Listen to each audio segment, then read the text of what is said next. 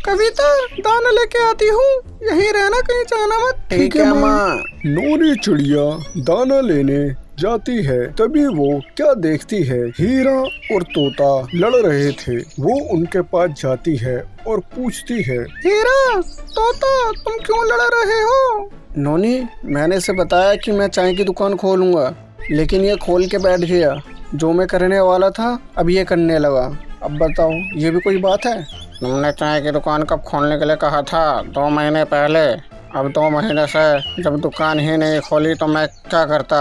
मुझे भी खोलनी थी दुकान, अब मैंने खोल ली चाय की दुकान। तो तुम मुझे बताते कि मैं चाय की दुकान खोलूंगा। तुमने मुझे बताना भी जरूरी नहीं समझा। मैं क्यों बताऊं? अगर मैं बताता कि मैं चाय की दुकान खोल रहा हूं, तुम खोलने देते? अरे बस करो हीरा भाई, अगर तोते ने चाय की दुकान खोल ली तो क्या हुआ? तुम भी खोल लो दुकान। कहाँ से खोलूं दुकान? एक ही दुकान होते तो सारे ग्राहक मेरी तरफ आते, अब इसके तरफ आएंगे। फायदा है कुछ खोलने का दुकान? तो क्या हुआ, तुम किसी और चीज की दुकान खोल लो। मुझे नहीं खोलनी दुकान। हीरा गुस्से में इतना बोलकर चला गया और नोनी चिड़िया तोते को समझाती है, तोता, ये गलत है। जब आइडिया उसका था अपने लिए तो तुम्हें दुकान खोलने से पहले उससे पूछना चाहिए था। अगर वो बताता ही ना तो फिर क्या करते? मैं क्यों पूछूं? ये रोज बोलता है कुछ नहीं, और मैं बोलता नहीं, करके दिखाता हूँ। उसे सिर्फ बोलना आता है और कुछ नहीं आता, करके नहीं दिखाता कुछ भी। चाहे वो बोले या ना बोले, लेकिन फिर भी तुम्हारी गलती है तोता। तुम दोनों इतने अच्छे दोस्त हो, फिर भी लड़ रहे हो। तुम्हारी तो मिसाल है दोस्ती की, लेकिन छोटे से बात पर लड़ने लगे। मुझे इन सब बातों पर बहस नहीं करनी। मेरे लिए पैसा ही सब कुछ है, दोस्ती नहीं। इतना बोलकर तोता भी चला जाता है और नोनी चिड़िया सोचती है कैसे इन दोनों की आपस में दोस्ती कराऊं। वो उड़ते हुए हीरे के पास जाती है और कहती है, हीरा, क्या हुआ? छोटे से बात पर कौन इतना गुस्सा होता है? छोड़ो, तुम किसी और चीज की दुकान खोल लो। किस चीज की दुकान खोलूं? यही एक आइडिया था मेरे पास, वो भी उसने ले लिया। हीरा सुनो, देखो गर्मी भी है, उसकी दुकान इतनी कहाँ चलेगी? कौन आएगा चाय पीने इतनी गर्मी में? अगर तुम गन्ने का जूस की दुकान खोलो तो तुम्हारी कितनी कमाई होगी, जरा सोचो। सही कह रही हो नोनी, मैं जूस की दुकान खोलता हूँ और उसी के सामने खोलूंगा। हीरा कौआ जूस की दुकान खोल लेता है और उसकी दुकान तोते की दुकान से ज्यादा चलती है। फिर आगे क्या होता है? और खोल चाय की दुकान, और खोल। मेरी दुकान के सामने अपनी दुकान खोल ली, हर कोई इसी के पास जा रहा है। जब से हीरे ने जूस की दुकान खोली थी, दोनों में टक्कर चल रही थी। फिर नोनी चिड़िया दावत के लिए दोनों को बुलाती है और कहती है, हीरा और कौआ, अब तक ऐसे दुश्मनी रखोगे? नोनी चिड़िया, बस मुझे बात ही नहीं करनी इस टॉपिक पे। मुझे भी नहीं करनी इससे बात। दोनों मेरी बात सुनो, तुम्हारी चाय की दुकान है और तुम्हारी जूस की दुकान है। तुम्हारी गर्मी में दुकान चलेगी, तुम्हारी सर्दी में दुकान चलेगी। अगर तुम दोनों की एक ही दुकान हो तो दुकान के किराए के पैसे बचेंगे और ग्राहक कभी बंद नहीं होंगे। आना। सही कह रही हो, लेकिन हिस्सा कैसे बटेगा? हिस्सा आधा बटेगा। ठीक है, मुझे मंजूर है। और मुझे क्या मिला? तुम दोनों को आइडिया मैंने दिया, और मेरा क्या बताओ? तुम्हारे लिए जूस और चाय फ्री। ऐसे ही हीरा कौआ और तोता दोबारा दोस्त बन गए और उन दोनों ने दुकान एक ही कर ली। इससे नोनी चिड़िया फ्री में रोज जूस पीने लगी और ग्राहक भी कभी आना बंद नहीं हुए। धन्यवाद। मम्मी, ये धमाके की आवाज कहाँ से आ रही है? पवन, बाहर हिंदुस्तान और पाकिस्तान का युद्ध हो रहा है, इसलिए बाहर से आवाज आ रही है। अच्छा मम्मी, देखने का मन है लड़ाई मेरा, कैसे वो लड़ते हैं।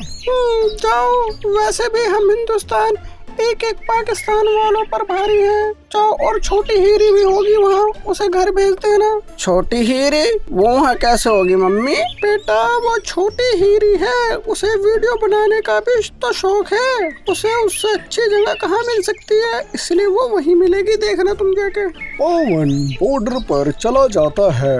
वो देखता है हिंदुस्तान और पाकिस्तान के बीच भयंकर लड़ाई हो रही थी। वो जैसे पाकिस्तान के हालात देखता है, वो पाकिस्तान के बॉर्डर पर बिना डरे चला जाता है।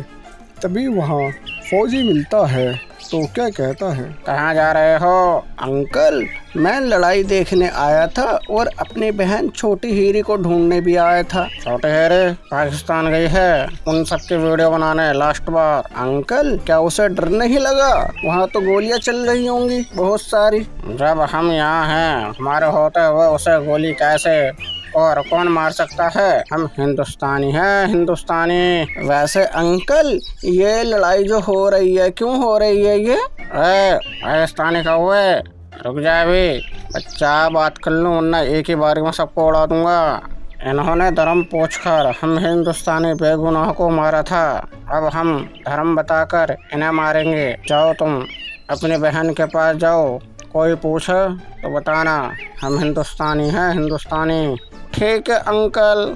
पवन पाकिस्तान चला जाता है अपनी बहन छोटी हीरी को ढूंढने। वहाँ वो क्या देखता है, एक पाकिस्तानी का वो वीडियो बना रही थी। तो क्या बात होती है इन सब में, देखते हैं। कबूतर अब्दुल्ला, तुम पाकिस्तानी हो, तुम्हारे पास क्या है? हमारे पास गधे हैं। दुनिया में सबसे ज्यादा गधों की संख्या हमारे देश में है। वो तो दिखता है। और इसके अलावा हमारे पास अल्लाह की देन से 20-30 बच्चे हैं। क्या फायदा इन सबका? कल तक तो ये पूरा पाकिस्तान मैप में से हट जाएगा। तुम अभी चांद पर भी नहीं पहुँचे और हम चांद पर भी पहुँच गए, तुम अब भी यहीं हो।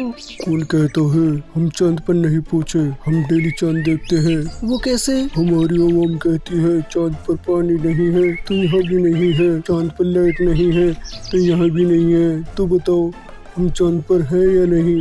बताओ, चांद पर गड्ढे हैं, यहाँ पर भी हैं, तो हम भी तो चांद पर ही बैठे हैं एक तरीके से। छोटी हीरी, बस करो, चलो, घर माँ बुला रही है। पवन छोटी हीरी को वीडियो बनाने से रोक देता है और उसे घर ले जाता है। घर जाते जाते उसकी मुलाकात फिर तोते फौजी से होती है। तो क्या कहते हैं तोते फौजी? सब आ गए ना अंकल, सब आ गए। लास्ट बार देख लो पाकिस्तान को। अंकल, हमने तो देख लिया, हमने तो अंदर जाके भी देख लिया पाकिस्तान में। आप उड़ा दो बिंदास। इतना कहकर फौजी पूरे पाकिस्तान को एक ही बारी में उड़ा देता है और पवन छोटी हीरी को घर लेके चला जाता है नोनी चिड़िया के पास। फिर वो उसके बाद आराम से बैठ के जो हीरी ने वीडियो बनाई थी वो सब देख के सब मजे लेते हैं। तो धन्यवाद। पवन बेटा, पढ़ाई में मन लगाओ, तुम्हें इस बार अच्छे से एग्जाम देना है, ठीक है? माँ, ये तो फोन चलाता रहता है, इसके बस की नहीं है पास होना। छोटी हीरी, मैं पढ़ाई भी करता हूँ और फोन भी चलाता हूँ, ठीक है ना?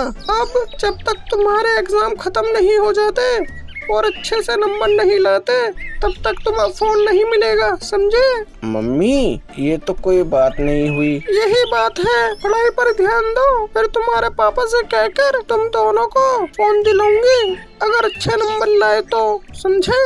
सच्ची माँ, तुम हमें फोन दोगे? हाँ। अब फोन का लालच आ गया, अब पड़ेगा पवन। छोटी हीरी, फोन के लिए नहीं पढ़ रहा मैं, देखना एक दिन ना मैं अमीर आदमी बनूंगा। बस करो, बहुत हो गई बातें। पवन जो कि पढ़ाई में कमजोर था, जो हमेशा फोन देखता रहता था, देखते हैं वो कैसे अपना ध्यान फोन से हटाकर पढ़ाई में लगाएगा। नोनी, कहाँ हो तुम? हाँ हीरा भाई, मैं अंदर हूँ। मैं अंदर आऊँ? हाँ, आ जाओ। अरे नोनी चिड़िया, मैं गलत घर में तो नहीं आ गया? मेरी आंखें खराब तो नहीं हो गई? क्यों, क्या हुआ हीरा भाई? इन दोनों के हाथ में फोन की जगह मुझे किताबें क्यों नजर आ रही हैं? इनके पेपर शुरू हो गए हैं, इनसे फोन ले लिया। अभी ना फोन तब मिलेगा जब ये अच्छे नंबरों से पास हो जाएंगे। सही करा, चलो मैं अब चलता हूँ, इन्हें पढ़ने दो। हीरा कौआ नूरी चिड़िया के घर से चला जाता है।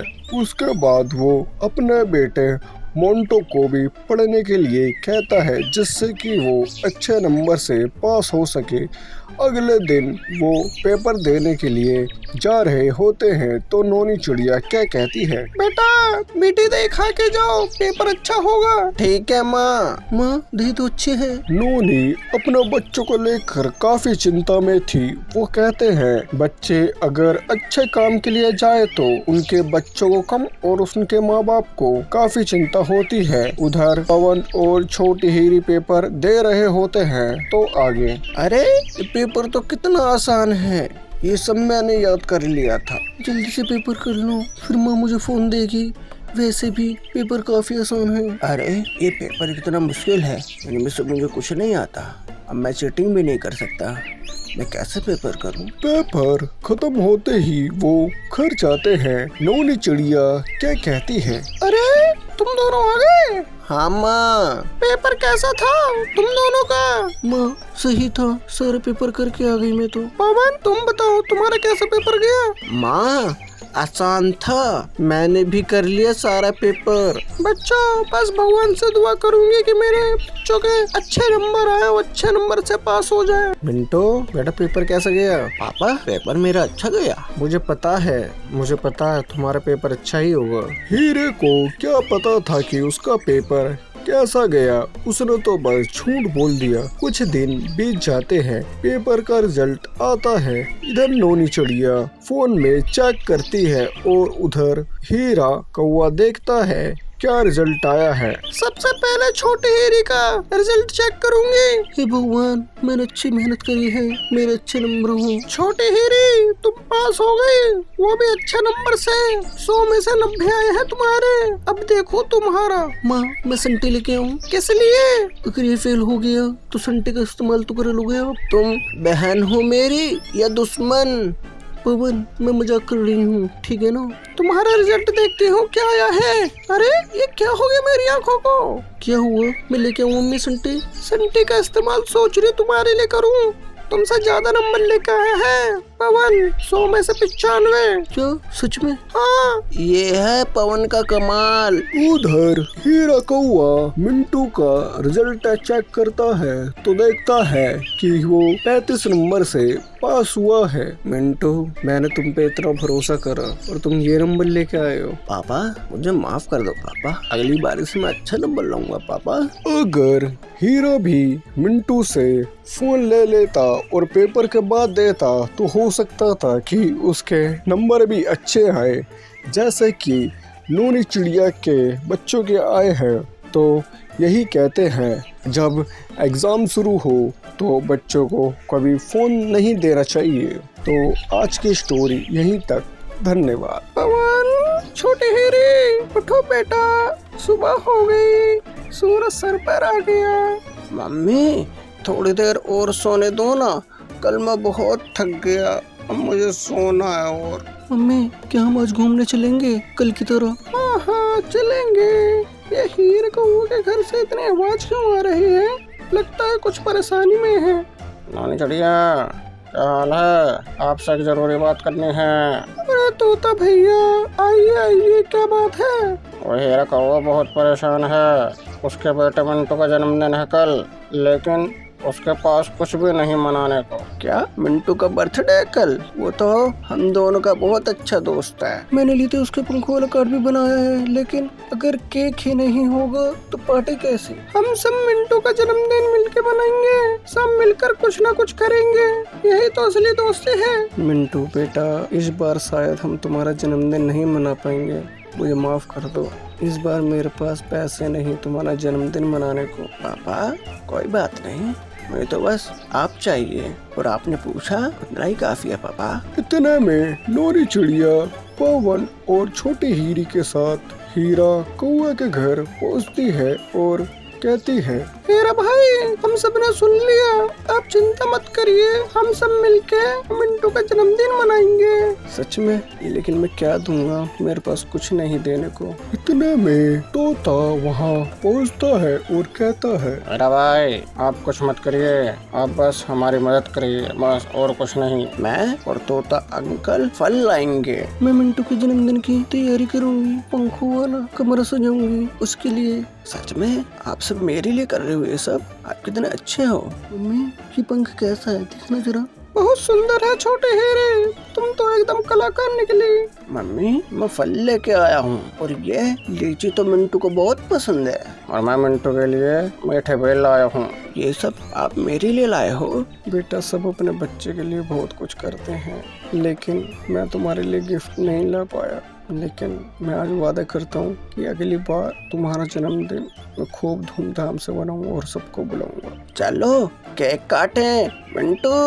अरे केक तो तैयार है, जामुन केले और गुड़ से बना हमारा खास जंगल का केक। ये तो दिखने में सबसे अच्छा लग रहा है। आज मुझे लग रहा है आज मैं बहुत अमीर हूँ जो मुझे तुम जैसे दोस्त मिले। हीरा भैया, दोस्ती में पैसा नहीं चलता, प्यार चलता है, साथ निभाने वाले का साथ चलता है, यही तो दोस्ती है। और उसके साथ थोड़ी थोड़ी मिर्च भी चलती है दोस्तों में। सब मिंटू के लिए कुछ न कुछ लाए थे, तो देखते हैं कौन कौन क्या क्या लाया है। मिंटू ये रही मेरी तरफ से उड़ने वाली पत्ती, इसमें हवा में गोल गोल घूम सकते हैं। धन्यवाद दोस्तों, आज का दिन मैं कभी नहीं भूलूंगा। आज मुझे समझ आया कि बर्थडे तोहफे से नहीं बनता, प्यार से बनता है। और मिलजुल कर रहने से मुश्किलें आसान हो जाती है। मम्मी हम हर साल ऐसे ही अपना और हम सबका बर्थडे बनेगा ना? बिल्कुल, अगला नंबर मेरा है और मैं मांगता हूँ मिर्ची का केक। तोते की इसी बात पर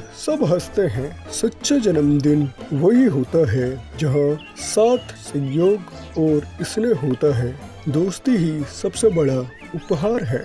दोस्तों अगर आपको हमारी वीडियो अच्छे लगे तो सब्सक्राइब, लाइक, कमेंट, शेयर जरूर करें। धन्यवाद।